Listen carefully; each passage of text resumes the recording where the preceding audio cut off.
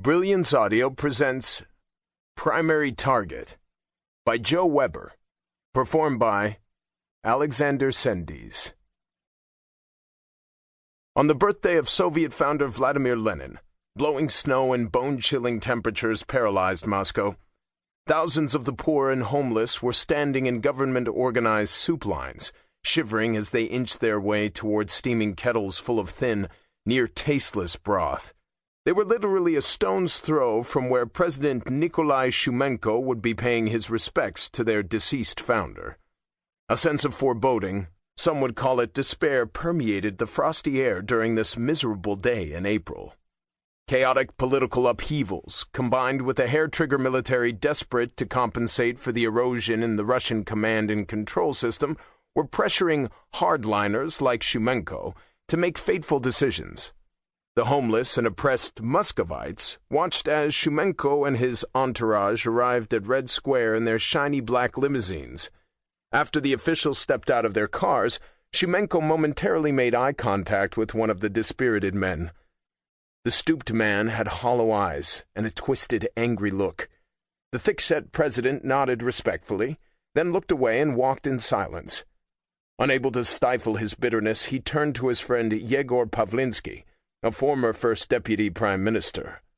"Look at these wretched people," Shumenko grumbled. "I will not allow the Americans to continue to wipe their feet on us," he said venomously as they approached Lenin's granite tomb.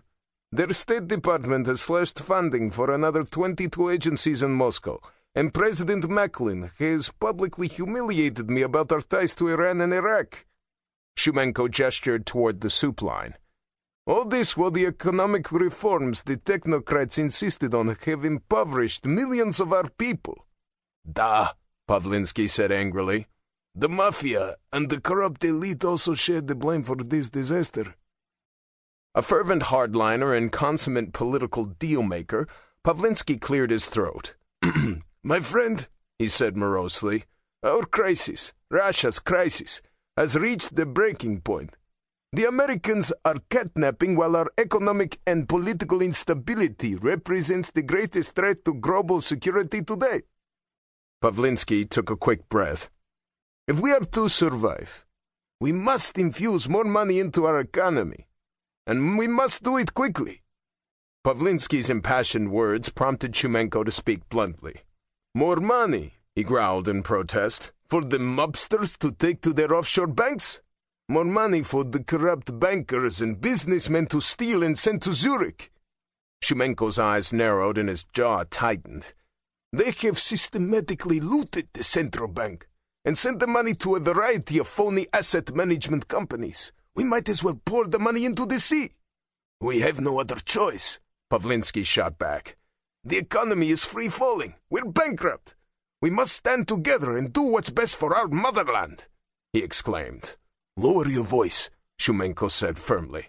"We're riding a hungry lion. Speak quietly and calmly. If we don't do something drastic to improve our economy," Pavlinsky said through clenched teeth, "we will lose political control and the country will collapse in anarchy." 1917, Shumenko said angrily. "What? We have all the ingredients for another revolution." Pavlinsky paused, then lowered his voice. "We can avoid an overthrow and return our country to a position of global prominence," he said with deep emotion.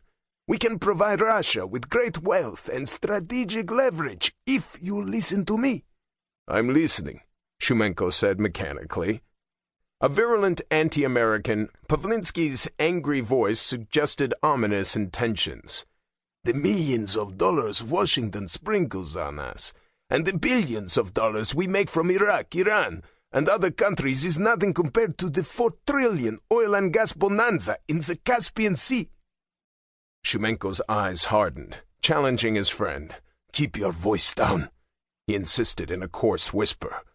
"Working with Iran and Iraq," Pavlinsky said in a low, raspy tone, "we can provide a nuclear umbrella for a pipeline through Iran to the Persian Gulf.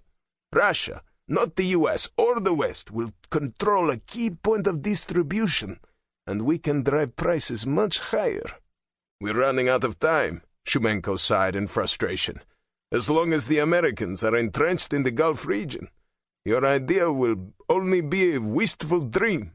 We can force the Americans out of the region, Pavlinsky said with a distinct harshness in his voice. Shumenko's eyes grimly reflected his impatience.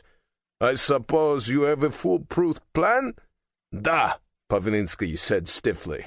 The Persian Gulf will be our salvation. He paused, then turned to face Shumenko. If we fill the void, when the Americans withdraw. Yegor Reskovich, Shumenko said with passion. Think about how many people have underestimated the Americans in the past 200 years. Do you really believe the U.S. will pull out of the Gulf region?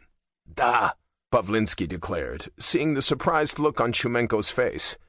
Allow me to explain how we can contribute to... Wait a second. The president interrupted as he stole a glance at members of his security detail. Not here, he said under his breath. We'll have dinner at my dacha. As you wish.